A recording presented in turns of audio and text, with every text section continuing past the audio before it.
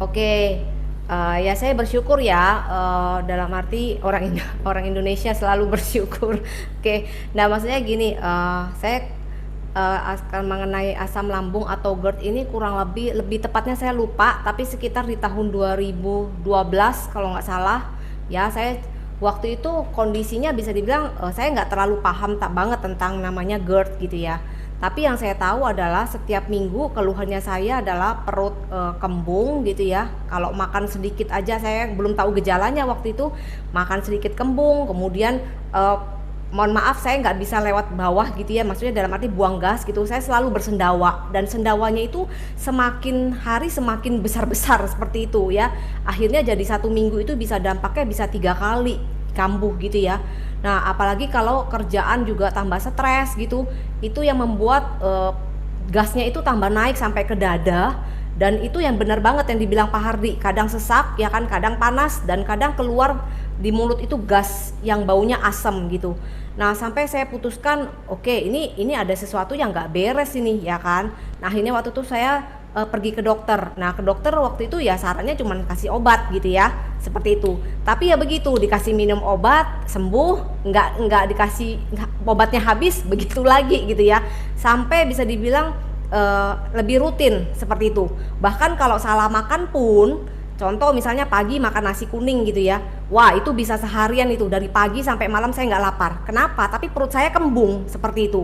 Dan kalau sudah begitu malam nggak enak tidur, pasti seperti itu. Yang dibilang rasa cemas, khawatir, itu pasti seperti itu. Nah sampai akhirnya saya putuskan, waduh nggak benar juga gini kalau minum obat terus gitu ya.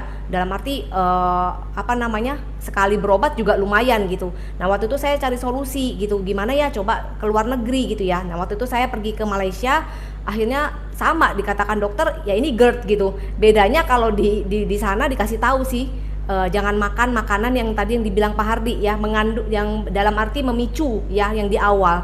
Karena ternyata bisa dibilang kalau di apa namanya endoskopi ditemukan di lambung itu luka-luka gitu loh. Nah ternyata makanan-makanan yang nggak boleh itu yang tadi dibilang Pak Hardi benar banget gitu ya.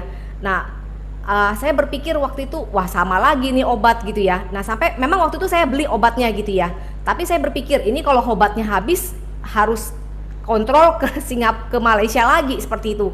Nah sampai waktu itu saya ketemu juga salah satu teman gitu ya, beliau ini seorang apoteker gitu. Nah beliau sama gejalanya sama seperti saya, penyakitnya juga sama seperti saya. Nah kebetulan beliau ini kan peracik obat gitu ya, dan dia tahu ternyata apa namanya bahan-bahan dari obat gitu ya.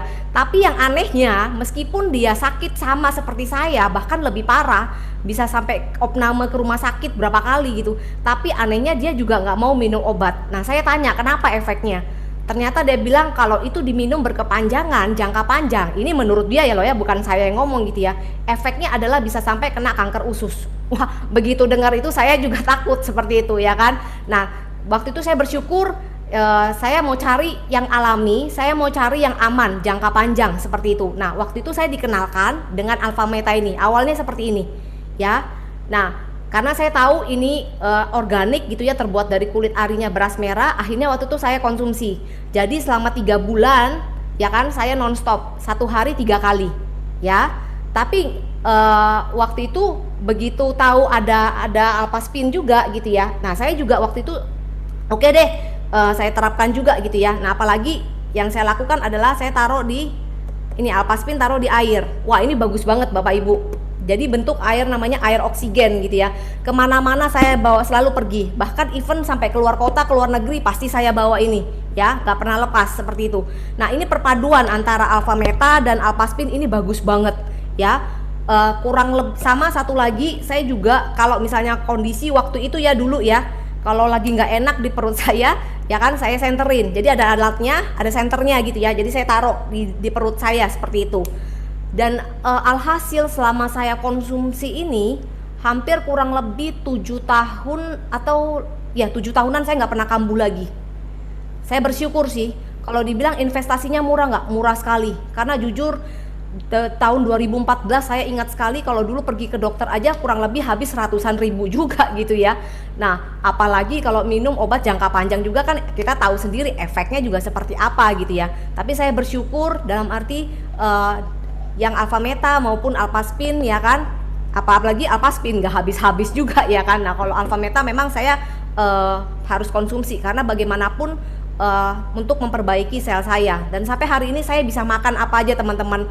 Percaya nggak, dulu kalau mau makan apa-apa pagi saya selalu mikir efeknya pasti aduh ini juga nanti pasti efeknya perut kembung seperti itu. Sekarang boleh, kalau bapak ibu nanti suatu saat pagi-pagi mau ngajak saya makan monggo. Kalau kalau dulu nggak bisa bapak ibu ya. Itu sih mungkin sharing saya